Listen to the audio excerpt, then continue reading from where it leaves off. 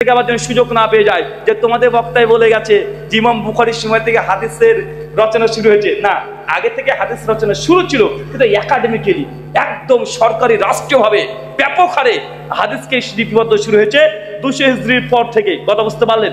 আর এই সিলসিলা চলেছে প্রায় 400 হিজরি পর্যন্ত। কত হিজরি? 400 হিজরি। ইমাম বাইহাকির যুগ পর্যন্তই মোটামুটি সনদ দিয়ে হাদিস রচনা করা শেষ হয়ে গেছে। তার মানে আপনাকে এতক্ষণ আমি বুঝালাম ইসলামের 400 বছর পর্যন্ত সালফে সালিহিন আলেম মুহাদ্দিস ফুকাহাদের ইলমি যে চর্চা ছিল 400 বছর পর্যন্ত। আল্লাহ সুবহানাহু ওয়া তাআলা আমাদেরকে সালাফদের ইলম থেকে বোঝার তৌফিক দান করে চলে পড়ি, আমিন। এবার চলেন, এখন কেন এত ডিফারেন্স হচ্ছে? একজন মাঝের ফতোয়া এক, আরেকজনের মাঝের ফতোয়া আরেক, আর আহলে হাদিসের ফতোয়া আরেক। আহলে হাদিসরা কিভাবে তাহলে কোরআন হাদিস বুঝে? একটা ছোট মিসাল দিই, এবার বুঝতে পারবেন। ইমাম আবু হানিফা রাহিমাহুল্লাহ, ওনার একটা ফতোয়া, এটা মশহুর ফতোয়া, সকলে জানেন। আগে ইমাম শাফি থেকে শুরু করি। ইমাম শাফি রাহিমাহুল্লাহ, তার ফতোয়া, আপনি অজু করেছেন, অজু করার পরে একটা নারীর গায়ে স্পর্শ হয়েছে। কি হয়েছে? স্পর্শ, টাচ, কোনো যৌনতা ছাড়াই নর্মালি টাচ হয়ে গেছে। ইমাম শাফির ফতোয়া, তাহলে আপনার অজুটা ভেঙে গেছে। কি হয়েছে? অজু ভেঙে গেছে। ইমাম আবু হানিফা রাহিমাহুল্লাহ বলছেন যে না, যদি অজু অবস্থায় কোনো নারীর গায়ে যদি স্পর্শ হয়ে যায়, অজু ভাঙবে না যতক্ষণ না আপনি নাপাক হয়ে যাচ্ছেন, যতক্ষণ না টাচের কারণে আপনার শারীরিক উত্তেজনা না আসছে, মানি বা মুজি বের না হচ্ছে, ততক্ষণ পর্যন্ত আপনি আপনার অজুর টিকে থাকবে। কথা বুঝেছেন? এবার ইমাম শাফি বলছে অজু ভেঙে গেছে মেয়েদের গায়ে স্পর্শ করলেই, চাই মানি মুজি বের হোক আর না, স্পর্শ করলেই গেছে ভেঙে। ইমাম আবু হানিফা রাহিমাহুল্লাহর মত, না না না না, ভাঙবে না যতক্ষণ না তার নাপাকি কিছু বের হচ্ছে। আহলে হাদিসরা কি করেছে দেখি তো, দুই মাঝের মধ্যে ইখতিলাফ ঘটে গেছে। এখন ইমাম আবু হানিফা রাহিমাহুল্লাহ কি দলিল পেশ করেছে তার মাঝের পক্ষে, তার মতের পক্ষে, যে অজু ভাঙবে না? আলহামদুলিল্লাহ, তিনি যে দলিল পেশ করেছেন কোরআনুল কারীম থেকে ডজন খানিক হাদিস, সহিহ বুখারী 1137 নম্বর হাদিস পেশ করেছে যে আল্লাহর নবী তাহাজ্জুদের সালাতে উঠলেন, তিনি যখন তাহাজ্জুদ সালাত আদায় করছিলেন, সিজদা দিতে যাওয়ার সময় আম্মাজান আয়েশা রাদিয়াল্লাহু আনহার পা ছিল কিবলার দিকে মুখ করে, সঙ্গে সঙ্গে আল্লাহর নবী আলাইহিস সালাম আমাদের আয়েশার পাটাকে সরিয়ে নামাজরত অবস্থাতে তিনি সিজদা দিলেন। ইমাম আবু হানিফা রাহিমাহুল্লাহ দলিল নিয়েছে এই হাদিস থেকে। এই দেখেন, আল্লাহর নবী আমাদের আয়েশার গায়ে টাচ করে পাটাকে সরিয়ে দিয়ে ওই জায়গাতে সিজদা দিল, নবী তার ওযু করেনি। তার মানে কি প্রমাণ হলো? ওযু অবস্থায় মেয়েদের গায়ে যদি ছেলেদের হাত টাচ হয়ে যায় তাহলে আপনার ওযু ভাঙবে না। ইমাম আবু হানিফার দলিল। ইমাম শাফি রাহিমাহুল্লাহ যে দলিলগুলো দিয়েছেন তার দলিলের মধ্যে অনেক জটিলতা আছে, স্পষ্ট কোনো দলিল নেই। আমরা আহলে হাদিসরা বললাম যে আবু হানিফা রাহিমাহুল্লাহর মাযহাবের পক্ষে বুখারীর হাদিস, আলহামদুলিল্লাহ এই মাসালায় হানাফি মাযহাব 100% হকের উপরে আছে। কথা বুঝতে পারলেন? আর শাফিরা এই মাসালার উপরে তারা সত্যের উপরে প্রতিষ্ঠিত নয়, বরং এখানে হানাফি মাযহাব 100% হকের উপরে আছে। আমরা আহলে হাদিসরা কোন দিকে গিয়েছি? এই মাসালায় হানাফি মাযহাবকে অ্যাকসেপ্ট করেছি। অনেকে মনে করে যে আহলে হাদিস মানে হানাফি মাযহাবের বিরুদ্ধে যেতে হবে, আহলে হাদিস মানে হানাফিদের বিরোধিতা করা। ভাই এমন বলে কি বলে না? তো এই মাসালায় কারা হকের উপরে আছে? হানাফি মাযহাবের আলেম উলামা পণ্ডিত ফুকাহা, তাদের ফতোয়ার উপরে আহলে হাদিসের ফতোয়া আছে, আলহামদুলিল্লাহ। এখন আপনাকে একটা ছোট্ট কথা বলি, শাফিদের এই ফতোয়া যদি আপনি মানতে যান, হজে গেলে কি হবে? হজে যখন তাওয়াফ করবেন, নারী পুরুষ একসঙ্গে তাওয়াফ করছে, বলেন তো একসঙ্গে হজ হবে শাফিদের? হ্যাঁ, কারণ তাওয়াফ করার সঙ্গে তো আপনার ওযু লাগবে না? কারণ তাওয়াফ যদি করেন ওর সাথে নারী পুরুষের গায়ে টাচ করবে। এখন বলতে একজনের শাফি, যারা বলছে আমরা শাফি মাযহাব মানি, তো তাদের মাযহাব অনুযায়ী একজনে তাওয়াফ হয়েছে আজ পর্যন্ত পৃথিবীতে। তার মানে তারা যদি মাযহাবের দিকে যদি ঝুঁকে যায়, তাহলে যত বড় মুসিবত পড়বে এই মুসিবত থেকে তুলতে পারবে না। একমাত্র মুসিবত উঠতে পারে আল্লাহর নবীর হাদিস মানলে। কথা বুঝতে পারছেন না? কেন? গায়ে টাচ করলেই তাদের ওযু শেষ, ওযু শেষ হলে হজ শেষ হয়ে গেছে, তাপ নাই তো হক নাই। কথা বুঝতে হলে না মনে হয়? এটা হচ্ছে একটা মাসালা। এবার এই মাসালাটাকে একটু উল্টে দিই। ইমাম শাফি রাহিমাহুল্লাহর মত, আরেকটা মত নিয়ে নিন। আমি যখন নামাজ পড়ছি, সূরাতুল ফাতিহা পড়ছি না? ফাতিহা সূরা পড়ার পূর্বে আমরা আউযু বিল্লাহ বিসমিল্লাহ আমরা জোরে পড়ি না আস্তে পড়ি? আস্তে পড়ি না? আস্তে পড়ি। ইমাম শাফির মত যে না, আস্তে পড়া যাবে না, সূরা ফাতিহার মতোই সশব্দে পড়তে হবে। যারা কেরালাতে গিয়েছেন, কেরালাতে আপনারা যে গিয়েছেন না অনেকেই, কেরালাতে দেখবেন ইমাম সাহেব যখন নামাজ পড়াচ্ছে আউযু বিল্লাহ বিসমিল্লাহ জোরে পড়ে না আস্তে পড়ে? জোরে পড়ে। কেন? ওরা শাফি মাসলাককে ফলো করে। কোন মাযহাবকে ফলো করে? শাফি মাযহাব। এবং শাফি মাযহাবে সূরা ফাতিহার মতো সশব্দে আউযু বিল্লাহ বিসমিল্লাহ পড়তে হবে। ইমাম আবু হানিফার মত যে না, আউযু বিল্লাহ বিসমিল্লাহ জোরে পড়া প্রয়োজন নেই, আস্তেই পড়তে হবে। সহিহ মুসলিমের হাদিস আছে, একাধিক হাদিস, আবু হুরায়রা, আমাদের আয়েশা, জাবির বিন আব্দুল্লাহ, যায়েদ বিন সাবিত, একাধিক। সহিহ বুখারীর মধ্যে আছে, ইমাম বুখারীর জুজুল কিরাতেও ১ ডজন খানিক হাদিস আছে। সাহাবীরা বলছেন আল্লাহ নবী যখন নামাজ শুরু করতেন তখন আলহামদুলিল্লাহ দিয়েই সালাত শুরু করতেন। যদি আউযু বিল্লাহ হতো সশব্দে, সাহাবীরা কি বলতেন? আউযু বিল্লাহ দিয়ে বলতেন কি বলতেন না? তারপরে এই হাদিস প্রমাণ করছে নবী আলহামদুলিল্লাহ দিয়ে শুরু করতেন, আর আউযু বিল্লাহ বিসমিল্লাহ এটা অনুচ্চ স্বরে মনে মনে পড়তেন। কথা এতটুকু বুঝতে পারলেন? এখন আমরা কিভাবে পড়ি? আলুল আকসা আউযু বিল্লাহ বিসমিল্লাহ আস্তে পড়ি না জোরে পড়ি? আস্তে পড়ি। হানাফি ভাইরা আস্তে পড়ে না জোরে পড়ে? আস্তে পড়ে। শাফিরা আস্তে পড়ে না জোরে পড়ে? শাফিরা পড়ছে কি? জোরে। তার মানে এই মাসলাকে আমরা হানাফিদের সঙ্গে আছি না নাই? মূলত হানাফিদের সঙ্গে নয়, নবীর হাদিসের সঙ্গে আছি। কিন্তু শাফি মাযহাবের এই আমল এটা দুর্বল হাদিস দ্বারা প্রমাণিত। কি হাদিস দ্বারা প্রমাণিত? সুনান তিরমিজিতে হাদিস আছে যে আল্লাহর নবী যখন আউযু বিল্লাহ বিসমিল্লাহ বলতেন সশব্দে বলতেন। তিরমিজিতে আছে, ইমাম তিরমিজি হাদিসটা নিয়েছে, তিনি গরীব বলেছেন এবং অনেক মুহাদ্দিস তাহকিক করে সেটাকে জয়ীফ বলেছেন। তার মানে এই দুটো মাসআলা আপনার সামনে পেশ করলাম, যেটা হানাফি মাযহাব 100% হকের উপরে, আর শাফি মাযহাব তাদের এই মাসালায় এই ফতোয়াতে দুর্বলতা আছে। কথা তো বুঝতে পারলেন? আমরা আহলে হাদিসরা বললেন যে ভাই কোন মাসআলায় কি আছে দেখার দরকার নেই, বরং আমাদেরকে দেখতে হবে যে কোরআন হাদিসে কি আছে, আর আমাদের যে বুঝ, এই বুঝটা সালাফদেরকে বুঝেছে কিনা বুঝে নাই। তো বুঝেছে, আমরা এই বুঝে ইমাম আবু হানিফার বুঝটাকে আমরা এক পেয়েছি, আমরা গ্রহণ করেছি, আলহামদুলিল্লাহ এটা আমাদের বুঝ। আচ্ছা, এবার একটা উল্টো দিক। এই দুটো মাসালায় দেখলাম শাফিরা বাতিল, হানাফিরা হক। একটু উল্টে দিক। শাফি মাযহাবের ফতোয়া, ইমামের পেছনে সূরা ফাতিহা না পড়লে নামাজ হবে না। কি হবে না? কি হবে না? নামাজ হবে না। হানাফি মাযহাবের ফতোয়া কি? নাম সূরা ফাতিহা পড়লে নামাজ হবে না, মানে মাকরুহে তাহরিমি। অনেক হুজুররা বলে যে মুখে আগুন ধরিয়ে দিতে হবে, ইট ঢেলে পাথর গুজে দিতে হবে, বলে না? যদি মুসান্নাফে যায়েদ সনদে হাদিস পাওয়া যায় আব্দুর রাজ্জাকে এই মর্মে, তো হানাফিরা বলছে ফাতিহা পড়লে নামাজ হবে না, শাফিরা বলছে না পড়লে নামাজ হবে না। আহলে হাদিসরা কি বলে? পড়তেই হবে, ওয়াজিব। এখন দেখেন আমরা তিনটে মত পেলাম কি পেলাম না? হানাফিরা বলছে পড়লেই নামাজ হবে না, আহলে হাদিস শাফিরা বলছে না পড়লে নামাজ হবে না। এখন কোন মাসলাক ঠিক? কোরআন হাদিস ভালোভাবে ঘেটে দেখবেন যে এই মাসালাতে শাফি মাযহাব 100% বিশুদ্ধ, হাদিস দ্বারা আমল দ্বারা প্রমাণিত যে সূরা ফাতিহা পেছনে পড়া লাগবে। একাধিক হাদিস আছে। ইমাম বুখারী স্বতন্ত্র বই রচনা করেছে, সুজুল কিরা ফি সালাহ, প্রায় 211 খানা হাদিস তিনি নকল করেছেন। ইমাম বাইহাকি রাহিমাহুল্লাহ আল মুতাফাজ্জাজ 58 হিজরি, তিনিও ইমামের পেছনে ফাতিহা পড়তে হবে এই মর্মে কিতাবুল কিরাত এই নামে তিনি একটা বই রচনা করেছেন সেই সময়। তাই হাদিসগুলো আমি আলাদাভাবে দিচ্ছি না, জাস্ট ফিকহি ইখতিলাফগুলো আপনাকে বোঝাচ্ছি। তো এই মাসালাতে ইমামের পেছনে সূরা ফাতিহা পড়তে হবে। এই মাসালায় হক কে আছে? কোন মাযহাব? শাফি। আর হানাফি মাযহাব ফতোয়া কি? এখানে দুর্বল। আমরা কি করেছি? আমরা কোনটাকে গ্রহণ করেছি? এই মাসালায় শাফি মাযহাবের মতটাকে প্রাধান্য দিয়েছি। কেন? এটা অধিক হাদিস এবং কোরআনের এবং সালাফদের বুঝ অনুযায়ী এই ফতোয়াটাই বিশুদ্ধ। আচ্ছা, 3 মাযহাব হয়ে গেল। এটা মালিকি মাযহাবের নিন উদাহরণ। মালিকি মাযহাব, দেখবেন মালিকি মাযহাবে অনেক সময়তে সৌদিতে যখন যাবেন সেই সময়তে দেখবেন মালিকিরা অজু যখন করছে, মোজা যখন মাসা করছে, মোজা মাসা, একটু ভালোভাবে লক্ষ্য করে দেখবেন, মাসা করার সময়তে মালিকিরা তারা মোজার নিচেও মাসা করে, ওপরেও করে। কিসে করে?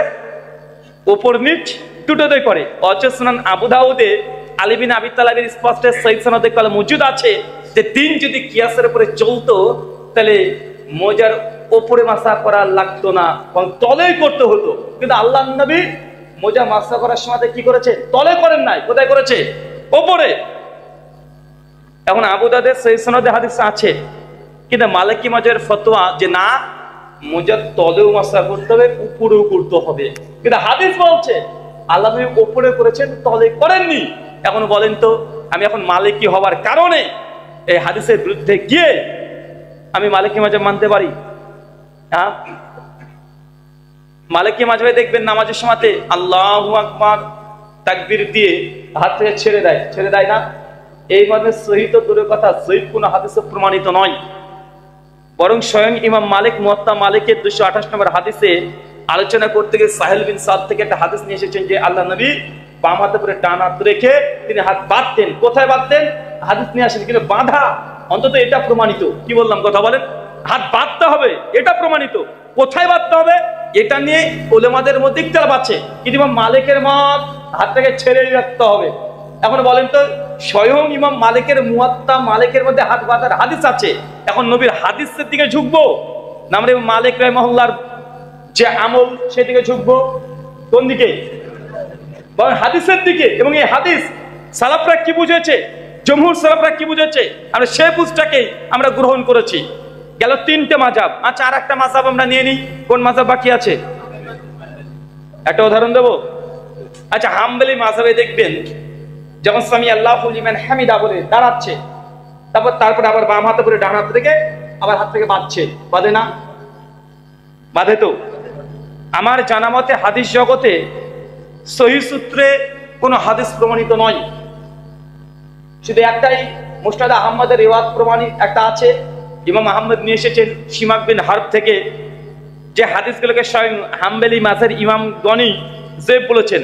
শেখ আল্লামা নাসিরুদ্দিন আলবানী সিফাতুস সালাতুন নবীতে অনেক বিস্তীর্ণ আলোচনা করেছেন যে রুকু থেকে উঠে সামি আল্লাহু লিমান হামিদা বলে আবার বাম হাতে করে ডান হাত বেঁধে রাখতে হবে। এই মর্মে সহিহ বিশুদ্ধ কোনো হাদিস নাই। এটা জাস্ট ইজতিহাদ, কিছু আলেমরা ইজতিহাদ করেছে, কিন্তু হাম্বলিরা এই মাসআলার কট্টর, তারা হাত ছাড়তে রাজি না। অথচ স্পষ্ট কোনো দলিল পাওয়া যায় না। তারপরে 4 মাযহাবের মধ্যে মোটামুটি আমি একটা করে উদাহরণ দিলাম, এরকম ডজন ডজন আপনাকে উদাহরণ দেওয়া যাবে, শয়ে শয়ে উদাহরণ দেওয়া যাবে যে এক একটা মাযহাব এক একজন এক এক দিকে হকের উপরে প্রতিষ্ঠিত আছে। কথা বুঝতে পারলেন? আচ্ছা, আহলে হাদিসের একটু বুঝে নিন। অনেকে বলে যে তোমরা শুধু মাযহাবের বিরুদ্ধে বলো, নিজেদের ভুলগুলো তো প্রকাশ করো না। তোমাদের নিজেদের কি ভুল নাই? তোমাদের কি ভুল হতে পারে না? তোমরা কি একদম হকের ডিলার নিয়ে বসে আছো? এই কথাগুলো বলেন আমাদেরকে। ভাই, আহলে হাদিসরা গোটা দুনিয়াতে সবচাইতে বেশি হক পেলে সেকেন্ডের মধ্যে তার নিজের মতকে একদম নিক্ষেপ করে দেয়, আছে না? কত মিলাদ, কিয়াম, শওরাত, কত কি বাদ দিয়ে দিয়েছে। যত বাদ দিয়েছে, বাদ দেওয়ার কারণে আমাদেরকে নাপিত বলে, অনেকে বলে না যে আহলে সব কমাতে আছে। তো ভাই, কমিয়েছি কেন? তার আগে করতাম ঠিক, এখন কমাচ্ছি মানে তোমাদের ওই মতটাকে আগে হক মনে করতাম বলেই আমরা করেছি, এখন বাদ দিচ্ছি মানে বাদ দেওয়ার প্রবণতা আমাদের আছে। তোমরা বলছো বাদ দেয়া, আসলে বাদ নয়। যখন দলিল দ্বারা সাবিত হয় না তখন আমরা বাদ দিই। তুমি দলিল দিয়ে দাও, আমরা সঙ্গে সঙ্গে অ্যাকসেপ্ট করবো। করি কি করি না? একটা সময় দেখবেন আহলে হাদিস সমাজে এই কথা প্রচলিত ছিল মোটামুটি, যে কালেমা লা ইলাহা ইল্লাল্লাহ মুহাম্মাদুর রাসূলুল্লাহ একসঙ্গে বলা যাবে না। অনেক মসজিদ থেকে কালেমা যারা লেখা ছিল ভেঙে তুলেও দিয়েছিল না? হ্যাঁ, একসঙ্গে লা ইলাহা ইল্লাল্লাহ মুহাম্মাদুর রাসূলুল্লাহ বলা যাবে না, মাঝখানে ওয়ান না লাগাতে হবে বা এটা লাগাতে হবে, একটা প্রচার ছিল কি ছিল না? ছিল। কেন? আলসরা দলিল চেয়েছে, দলিল পায় নাই। আলহামদুলিল্লাহ, পরবর্তী সময়ে সহিহ সনদ পাওয়া গিয়েছে যে লা ইলাহা ইল্লাল্লাহ মুহাম্মাদুর রাসূলুল্লাহ এটার সহিহ হাদিস প্রমাণিত। আর এটা খুব প্রাচীন গ্রন্থ, যে গ্রন্থটা সেই সময়তে বুক আকারে অ্যাভেলেবেল ছিল না আমার জানা মতে, মানে আজ থেকে 50 বছর আগে ছিল না। ইমাম বাইহাকির রাহিমাহুল্লাহ একটা কিতাব আসমা ও সিফাত, যেটা পান্ডুলিপি আকারে মিশরের এক লাইব্রেরি ছিল, মিশরাক লাইব্রেরিতে। পরবর্তী সময়তে শেখ আলবানী রাহিমাহুল্লাহ তার তদারকিতেই তিনি ওটাকে প্রথম তিনি তাহকিক করেন। তারপরে এখন মাকতাবায়ে শামলাতে অ্যাভেলেবেল হয়ে গেছে। ওই ইমাম বায়হাকির কিতাব আসমা সিফাত হাদিস নাম্বার 197 তাহকিক হাদিস সনদ সহিহ, ওখানে আব্দুল্লাহ ইবনে আব্বাস থেকে সহিহ সনদে রিওয়ায়াত প্রমাণিত আছে কালেমায়ে তাকওয়া লা ইলাহা ইল্লাল্লাহ মুহাম্মাদুর রাসূলুল্লাহ। যখন এই হাদিস পেয়ে গেছে আলহামদুলিল্লাহ, আহলে হাদিস উলামার সঙ্গে সে মত পরিবর্তন করে নিয়েছে এবং তারা ঘোষণা করে দিয়েছে কালেমা লা ইলাহা ইল্লাল্লাহ মুহাম্মাদুর রাসূলুল্লাহ এটা বলা যাবে, বলে শিরক হবে না। 2011 সালে বাংলাদেশের তাহরিক পত্রিকা তারা ঘোষণা দিয়ে তাদের প্রশ্ন উত্তর পর্ব 23 মার্চ মাসে তারা বলে দিয়েছে লা ইলাহা ইল্লাল্লাহ মুহাম্মাদুর রাসূলুল্লাহ এটা বলা জায়েজ, না জায়েজ কিছুই নয়। কথা বুঝতে পারলেন? তার মানে আহলে হাদিসদের কোনো ভুলের উপরে তারা প্রতিষ্ঠিত থাকে না। দীর্ঘ হাজার হাজার বছর ধরে আহলে হাদিসের মসজিদে সম্মিলিত মুনাজাত ছিল, এখনো আছে, অনেক মসজিদে আছে না নাই? যখন দেখছে যে এই হাদিস তো পাওয়া যায় না রে ভাই, এতদিন সমাজে প্রচলিত ছিল করেছি, কিন্তু হাদিস ঘুরতে গিয়ে দেখছে না এই মর্মে তো কোনো হাদিস প্রমাণিত নয়, সহিহ তো দূরের কথা জয়ীফ হাদিসে প্রমাণিত নয়। ফরজ নামাজের পরে মুনাজাত, বিবাহ মজলিসের পরে মুনাজাত, জানাজার পরে সম্মিলিত মুনাজাত, এগুলো তো প্রমাণিত নয়। যখন অনেক তদন্ত করে ঘাটাঘাটি করে দেখছে যে আসলেই নাই, আহলে সমাজে ছিল, তারা এখন বাতিল করে দিয়েছে না। আবার কেউ যদি হাদিস দেখাতে পারে যায় না এই তো সহিহ হাদিস পেয়ে গেছি, আহলেসরা রাতারাতি মেনে নেবে কি নেবে না? তাহলে আহলে হাদিসদের ফাহাম সালাফ থেকে যদি কোনো হাদিস বা কোরআনের আয়াত পেশ করতে পারেন এবং সালাফরা এটার প্রতি আমলও করেছে, সালাফ বলতে পারে ভাবিয়েন না যেন ভারতের কিছু পীর সাহেব বুজুর্গ এরা, সালাফ বলতে আমরা বুঝাচ্ছি খায়রুন নাসি করনি।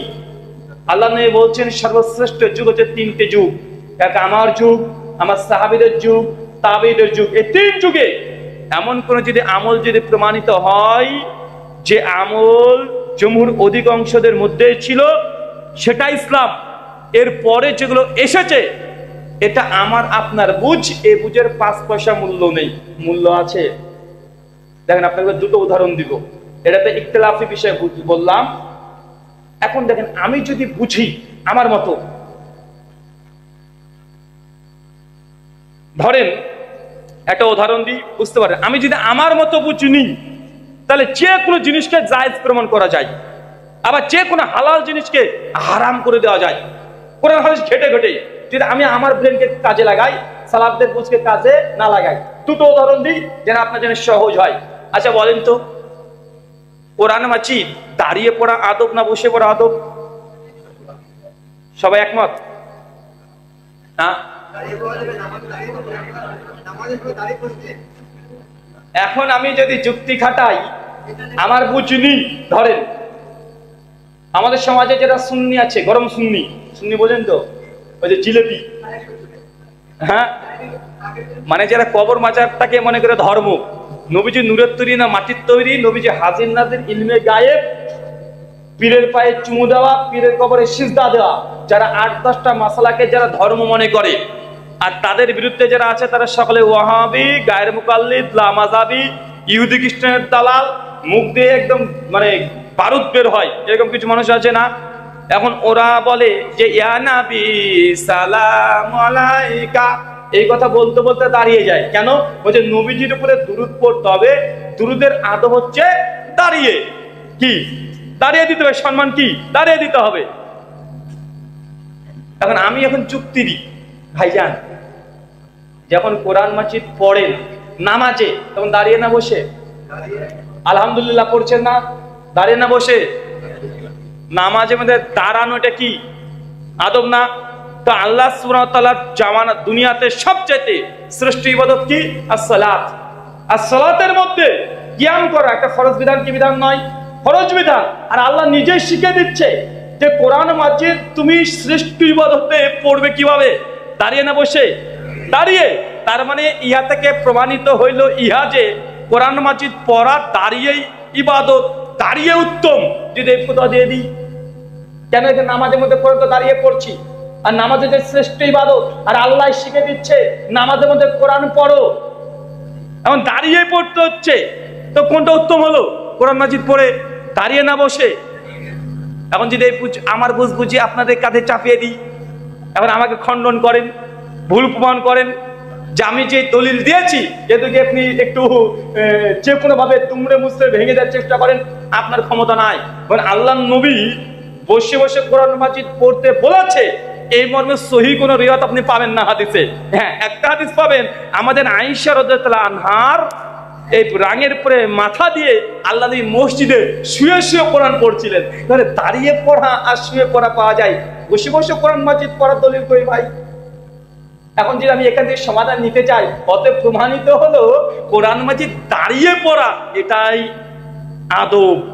এখন বলেন এই বুঝটা কি সঠিক হলো? হ্যাঁ, আচ্ছা, দুরুদ নামাজে আমরা পড়ি না? নবীকে সালাম আমরা দিই না নামাজে? আত্তিহাতু আমরা পড়ি না? আইয়ুহান নবী পড়ছি না? আত্তিহাতু লিল্লাহি ওয়াস সালাওয়াতু ওয়া তাইয়্যিবাত আমরা পড়ছি। তো দুরুদ আর সালাম শ্রেষ্ঠ ইবাদত আল্লাহ শিখিয়ে দিয়েছে। নবীর প্রতি তোমরা দুরুদ দাও, সালাম দাও, দাঁড়িয়ে না বসে। ইহা থেকে প্রমাণিত হলো নবীকে যখনই তোমরা দুরুদ সালাম পড়বে, দাঁড়িয়ে থাকলেও বসে পড়ো। এখন যদি আমি এই মাসালা বের করি কি হবে বলেন তো ভাইজান? এখন আমার এই দলিলকে কে খণ্ডন করতে পারবে? ও যদি করাত নিয়ে আসে তবুও কাটতে পারবে? কারণ নামাজের মধ্যে আল্লাহ সৃষ্টি বলতে শিখে দিয়েছে কোরআন পড়বে দাঁড়িয়ে, দুরূদ সালাম দিবে বসে। কারণ আমারটাকে আপনি খণ্ডন করে দেখান, খণ্ডন করতে আপনি পারবেন না। এটা কি বলেন? এটা আমার বুঝ। এটা কার বুঝ? এটা আমার বুঝ। সালফে সালেহিন কেউ বুঝেনি। তাই এই বুঝটা যত আপনার যে যৌক্তিক মনে হোক না কেন, যত লজিক্যালি মনে হোক না কেন, এই দলিলটা মারদুদ বাতিল। কেন? আল্লাহর নবী স্পষ্ট হয়ে জানিয়ে দিয়েছে, খায়রুন নাসি কারনি সুম্মাল্লাযিনা ইয়ালুনাহুম সুম্মাল্লাযিনা ইয়ালুনাহুম। আমার যুগ শ্রেষ্ঠ যুগ। তার মানে আল্লাহ নবীর বুঝ, কোরআনের বুঝ সর্বশ্রেষ্ঠ বুঝ, তারপর সাহাবীদের বুঝ, তারপর তাবিদের বুঝ, তারপর যদি কোনো নতুন বুঝ নিয়ে আসতে চান যেটা এই তিন যুগে ছিল না, তাহলে এই বুঝটা যতই ভালো হোক না কেন, যতই গ্রহণযোগ্য মনে হোক না কেন, এই বুঝটা বাতিল হবে। আল্লাহ সুবহানাহু ওয়া তাআলা আমাদের বুঝার তৌফিক দান করো, সকলে পড়ি আমিন। সম্মানিত সুধী, ফাহামুস সালাত এই জন্যই গুরুত্বপূর্ণ, কেন আপনি নিজে থেকে কোরআন মাজিদে ব্যাখ্যা করতে পারবেন না। আপনি যদি ভাষা সাহিত্যের পণ্ডিত হয়ে যান, তারপরেও আপনি কোরআন মাজিদকে ব্যাখ্যা করতে পারবেন না। এখানে হাফেজ কেউ আছেন? হ্যাঁ, একজন হাত তোলেন তো। এই এটা লজ্জা পাচ্ছে রে ভাই। আচ্ছা, মৌলানা আছে না মোটামুটি? হ্যাঁ, অনেকে আছে, মাশাআল্লাহ। আচ্ছা, সূরা আল ইমরান খুলবেন, সূরা নম্বর 3 আয়াত নম্বর 55। আল্লাহ সুবহানাহু ওয়া তাআলা ঈসা নবীকে উল্লেখ করে বলছে, ইয়া ঈসা ইন্নী মুতাফিকা ওয়া রাফিকা। বাংলা অনুবাদ কি হবে? ইয়া ঈসা, হে ঈসা, ইন্নী মুতাফিকা, আমি তোমাকে মৃত্যু দিয়েছি, ওয়া রাফিকা, এবং তোমাকে উপরে তুলে নিয়েছি। এখন কোরআনে স্পষ্ট আয়াত সূরা আলী ইমরানের 55 নম্বর আয়াত দ্বারা প্রমাণিত হচ্ছে ঈসা নবী তিনি মারা গেছেন, মারা যাওয়ার পরে আল্লাহ আকাশে তুলেছেন। ডাইরেক্ট অনুবাদ। কেউ যদি গ্রামার দিয়ে করতে চাই এটাই করতে হবে। করতে হবে কি হবে না? এটা করতে হবে না? তা আপনি যদি শুধু কোরআন মাজিদকে ভাষা দিয়ে অনুবাদ করতে চান, ভাষা দিয়ে বুঝতে চান, আপনি পারবেন না। এই জন্য দুটো জিনিস গুরুত্বপূর্ণ, ফাহমুস সালাফ। আর ফাহমটা কার নেবেন? কোরআন মাজিদ, প্রথমে হাদিস থেকে। ইসলাম, হাদিস, নবী কি ব্যাখ্যা করেছে, এটা গুরুত্বপূর্ণ। আপনি এমন এক কোরআন মাজিদ পেলেন যে নবীর কোনো বুঝ নেই, আপনি আপনার বুঝ বুঝছেন, আপনি পথভ্রষ্ট অবধারিত হবেন। আল্লাহ নবীর কাছ থেকে কোনো তাফসীর পাচ্ছেন না, কোনো ব্যাখ্যা পাচ্ছেন না, সাহাবীদের বুঝ নেন। সাহাবীদের বুঝ যখন পাচ্ছেন না, তখন তাবিদের বুঝ নেন। 3 প্রজন্ম শেষ, যখন কোনো কারো বুঝই পাচ্ছেন না, কি বুঝাচ্ছে, তখন চলে আসবে ফুকাহা, মুহাদ্দিস, এদের ব্যাখ্যা। আল্লাহ সুবহানাহু ওয়া তাআলা আমাদেরকে এই উসুল, এই নীতিমালা, সালাফদের ফাহাম বোঝার তুমি তৌফিক দান করে, সকলে পড়ি আমিন। আল্লাহ সুবহানাহু ওয়া তাআলার কাছে দোয়া, আমরা যেন মৃত্যু পর্যন্ত সালাফদের ফাহাম নিয়েই, তাদের বুঝেই আমরা যেন আমল এবং ঈমান, আকীদা আমরা লালন করতে পারি। তোমাদের সেই তৌফিক দান করো, সকলে পড়ি আমিন। আলোচনা শেষ করে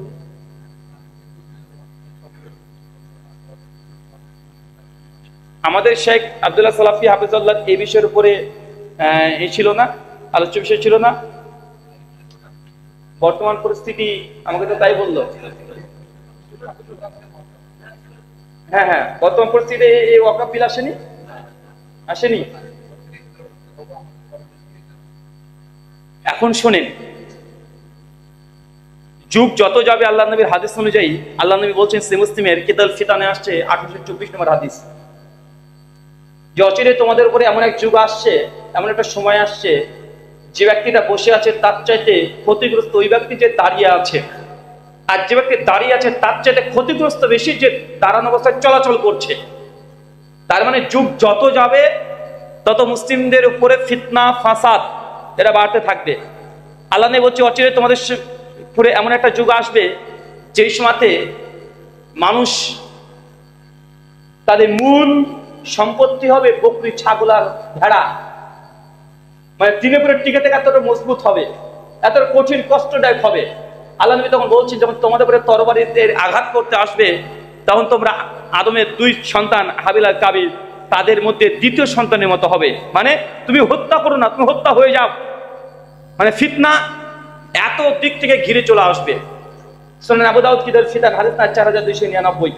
আল্লাহ নবী বলছেন, সাওবান রাদিয়াল্লাহু তাআলা থেকে হাদিসটা দেওয়া হচ্ছে সেই সনদে, যে অচিরে আমার উম্মতের উপরে গোটা বিশ্বের বেধর্মীরা এমন ভাবে ঝাঁপিয়ে পড়বে, যেভাবে ক্ষুধার্ত একটা প্রাণী, বাঘ, সিংহ, ক্ষুধার্ত সিংহ, বাঘ খাবার দেখলে যেভাবে ঝাঁপিয়ে পড়ে, সেইভাবে আমার উম্মতের উপরে ঝাঁপিয়ে পড়বে। চিন্তা করতে পারছেন, একটা সিংহ যদি 1 মাস 1.5 মাস না খেতে পায়, আর যদি মাংসের একটা টুকরা পায়, কিভাবে ঝাঁপিয়ে পড়বে ওটাকে কল্পনা করেন।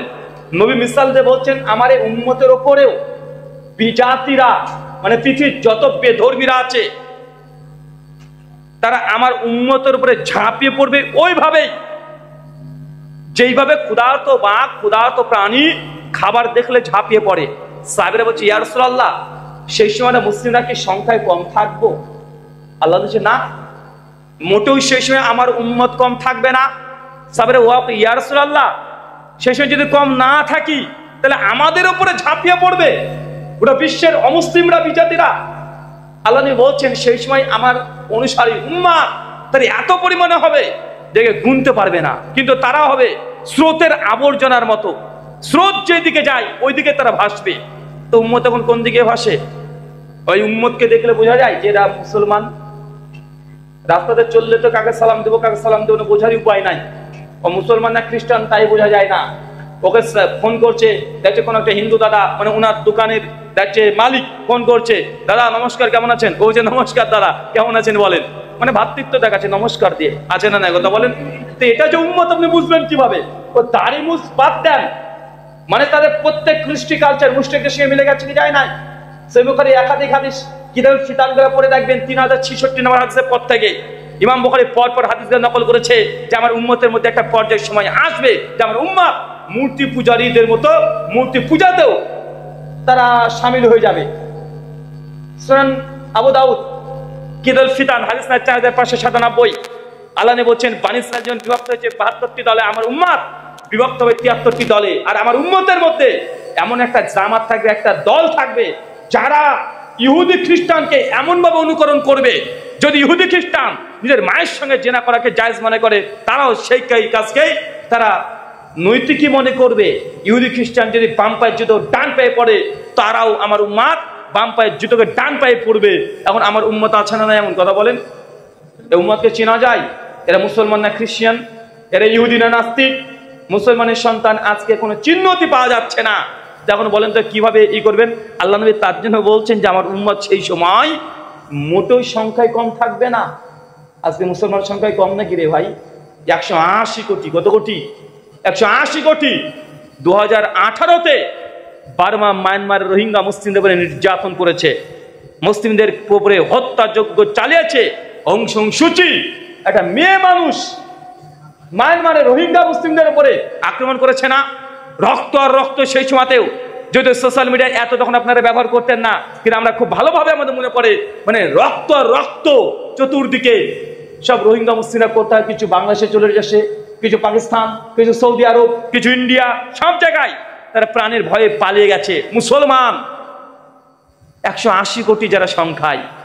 কারা হত্যা করেছে? কোন ধর্মের? বৌদ্ধ। ওদের সংখ্যা কত? 10 কোটিও না গোটা বিশ্বে, 10 কোটিও না।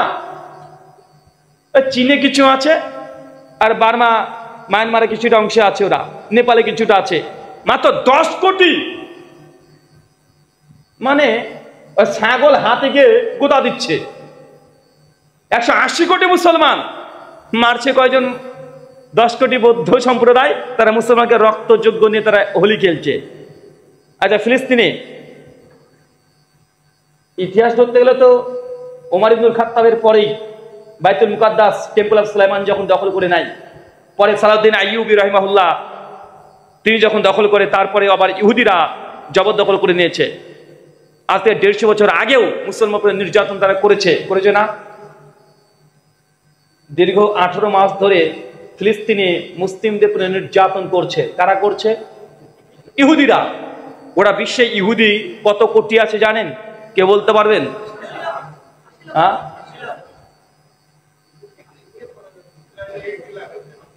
ইসরায়েলে আছে 80 লাখ।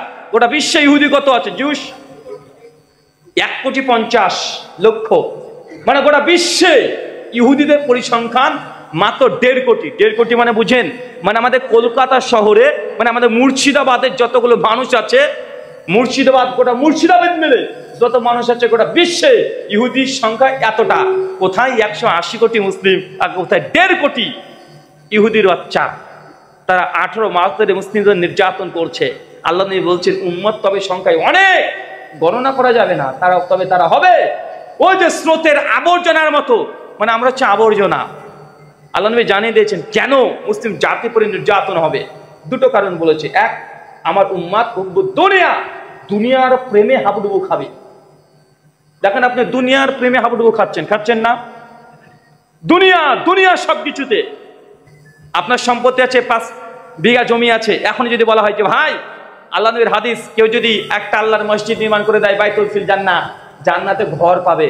আপনাকে যদি বলি ভাইজান, আল্লাহর ঘর মসজিদের জন্য অন্তত 1 বিঘা জমি দিয়ে দেন, 1 বিঘা দিয়ে দেন, আপনাকে বলে, আপনি যদি বয়স্ক চাচা 70 বছর পার হয়ে গেছে, ওকেও যদি বলেন ভাই চাচা মরে গেলে আপনার ছেলে দেখছেন একটা নামাজি নয়, সব বেনামাজি, ওয়ারিশ হিসেবে তারা পেয়ে যাবে। ইসলাম বলেছে জীবিত থাকা অবস্থায় বাবা তার সম্পত্তির 4 ভাগে 3 ভাগ পর্যন্ত আপনি দান সাদকা যা ইচ্ছা তাই করতে পারেন। অতএব আপনি আপনার জান্নাতকে কনফার্ম করার জন্য আল্লাহর ঘরে একটা মসজিদের জায়গা দিয়ে দেন, 1 বিঘা জমি দিয়ে দেন। আপনার তো 10 বিঘা আছে, কোনো সমস্যা নাই, দিয়ে দেন। দেখবেন মরবে অবস্থা। তারপরও এমন ভাবে চোখ বাঁকা করে আপনাকে তাড়বে, বলে আমার জমি খেতে এসছে দেখ ভাই। বলবে কি বলবে না? কথা বলেন। মসজিদের ছাদ ঢালায় 6 লাখ টাকা লাগবে। আপনার বাড়িতে গেলে আপনি বলেন গত বছরই তো দিলাম গো, আবার চলে এসেছেন, আচ্ছা নেন। বাঁকা করে চোখে নিয়ে 100 টাকা হাতে দিয়ে ভাবছে না ও মেলাকে দিয়ে ফেলেছে। এমন আছে না? নাই। কিন্তু মসজিদের ছাদ তৈরি করতে 6 লাখ টাকা লাগবে, এমন আছে না? আল্লাহ নিয়ে বলছে দুনিয়া, আমার উম্মাত দুনিয়া নিয়ে মেতে উঠবে। দেখেন দুনিয়া নিয়ে মাপছে। নিজের বাড়িটার দরজা ঠিক তৈরি করেছে, দরজা এমন সদর দরজা করতে হবে যেন গ্রামে একটাও না থাকে, এমন ডিজাইন নিয়ে আসতে হবে। একদম গুগল, ফেসবুক, ইউটিউব ঘেটে সব শেষ করে দিয়েছে, ডিজাইনই পছন্দ হয় না। এমন আছে না? কিন্তু মসজিদের দরজা, আরে এত ভালো দরকার কি রে ভাই? মসজিদে নামাজ পড়তে যাবে, এত ভালো কি দরকার? দরজা না দিলে সমস্যা নেই, আল্লাহর ঘর আল্লাহ পাহারা দেবে। আছে না ভাইজান? আল্লাহর ঘর আল্লাহ পাহারা দেবে। কিন্তু নিজের বাড়ির দরজা কমপক্ষে 2 লক্ষ টাকা খরচ না করলে হয় না, 1.5-2 লক্ষ টাকা খাট কিনতে হবে। এমন আছে না? নাই। আর ইমাম সাহেবের ঘর হবে কোথায়? সিঁড়ির তলে করে দে। ইমাম সাহেব হুজুর মানুষ, আবার কি কত দুনিয়াদারি তা করলে হবে? সিঁড়ির তলে ইমাম সাহেবের জায়গা আছে না ভাইজান? তার মানে আল্লাহ নবীর যে কথা যে মুসলিম উম্মার উপরে বিপর্যয় নেমে আসবে, 2টো কারণ। এক, দুনিয়ার প্রেম একদম আচ্ছন্ন হয়ে থাকবে। বেটা, এই যে আমাদের তরুণ যুবকরা আছে, বিয়ে করবে, নামাজ পড়ে ভালো, ছেলেটা নামাজ পড়ে ফজরের জামাতেও আসে, কিন্তু বিয়ের সময়তে দেখবেন না দিনদারিত্ব বেড়ে যায়। যদি শোনে যে কোরআনের হাফেজ মেয়েটা, কোরআনের হাফেজ, আর তার মেধা এত ভালো যে বুলবুল মারামকে মাত্র 6 মাসে মুখস্থ করে ফেলেছে, আলহামদুলিল্লাহ। ছেলেটা বিয়ে করতে যাবে, মেয়েটাকে দেখতে গিয়েছে, যার পরে দেখছে যে আলহামদুলিল্লাহ তার তো প্রশংসায় পঞ্চমুখ, শিক্ষকরা প্রশংসা করছে, গ্রামবাসী প্রশংসা করছে যে মেয়েটা অনেক পরেশগার। সে 14 বছর বয়স থেকে তাহাজ্জুদের নামাজ পড়ে, কোরআন মাজিদ প্রত্যেক রামাজানে 2-3 বার করে খতম দিয়ে দেয়। বুলবুল মারাম মুখস্থ হয়ে গেছে, আর রিয়াদুস সালেহিনের 50% মুখস্থ করে ফেলেছে। এত মেয়েটা পরেশগার। কিন্তু যুবক, তুমি গিয়েছো দেখতে, দেখার পরে দেখছো মেয়েটা একটু চামড়াটা কালো, নাকটা একটু বাঁকা, মানে মোটেও দর্শন ভারী না। আপনি মাথাটাকে নিচু করে চলে আসলেন, আলহামদুলিল্লাহ। জিজ্ঞাসা করছে যে ভাই তাহলে পছন্দ হয়েছে, ইনশাল্লাহ আপনাকে বাড়িতে গিয়ে আব্বা আমার সঙ্গে একটু আলোচনা করি, একটু পারিবারিক বিষয়ে একটু মিটিং করি, দিয়ে আপনাকে ফোন করে ইনশাল্লাহ আগামীকাল জানিয়ে দেবো। ওই যে আগামীকাল ইনশাল্লাহ, আর ফোন ব্যাক হয়নি। আছে না নাই কথা বলেন? এ হচ্ছে তোমার দিনদারিতা, এটা হচ্ছে তোমার দিনদারিতা। তুমি বলছে যে না, নামাজি মেয়ে ছাড়া বিয়ে করবো না। আবার নামাজি হলেই হবে না, শুধু তোমাকে ক্যাটরিনা কাইফের মতো একদম চমৎকার, মানে একদম চিকনা, মানে যা যা লাগে সব কিছু লাগবে, মানে তোমার হুরের আর দরকার নাই, দুনিয়াতে তোমার হুর লাগবে, এমন আছে না ভাইজান? তো আপনি বিয়েটা করবেন তাও আল্লাহর সন্তুষ্টির জন্য না। বিয়েটা করছেন কেন? যে বিয়ে করব একটাই বউ হবে, আমি মোটরসাইকেল নিয়ে ঘুরবো, তো লোকে বলবে যে ছেড়া পেয়েছে রে একটা, একদম জবর পেয়েছে, মানে এটা শোনার জন্যই অধিকাংশ যুবকরা বিয়েটাও এটা লোক দেখানো, লৌকিকতা। আছে না নাই কথা বলেন? সব জায়গাতে, কোন জায়গাতে নেই? মানে আপনি যাই করেন আগে মানুষকে দেখাতে হবে। কুরবানি করবেন, মাংস যদি কম হয়ে যায় মানুষে কি বলবে, রে বাবা আমার দুই ছেলে চাকরি করে, যদি একটা ভাগা নিই তাহলে খারাপ দেখায়, তো কি করবি, মানুষ খারাপ বলবে, তো আর একটা ভাগা এক্সট্রা নিয়ে নে, মানে মানুষ কি বলবে, মানে এটা থেকে বাঁচার জন্য ও আর একটা ভাগা নিচ্ছে। এমন আছে না নাই? আপনি যেই দিকে যাবেন, আল্লাহ নবী মূল কনসেন্ট্রেট ওই দিকে দিয়েছে, উম্মত ধ্বংসে, উম্মত মার খাবে, নির্যাতিত হবে, মূল কারণ দুনিয়া। উম্মত দুনিয়া নিয়ে মেতে থাকবে, মেতে আছে, কিছু করার নাই। যদি বাঁচতে চান দুনিয়াকে ভুলে যান। সালাফদের আর জুহুদ, এর উপরে অনেকগুলো বই পত্র লেখা আছে। ইমাম আহমদ বিন হাম্বলের কিতাব জুহুদ 3 খণ্ডে বই আছে, বইগুলো পড়েন যে সালাফরা কিভাবে ইসলামটাকে গ্রহণ করেছে, ইসলামটাকে পালন করেছে, ওইভাবে ইসলাম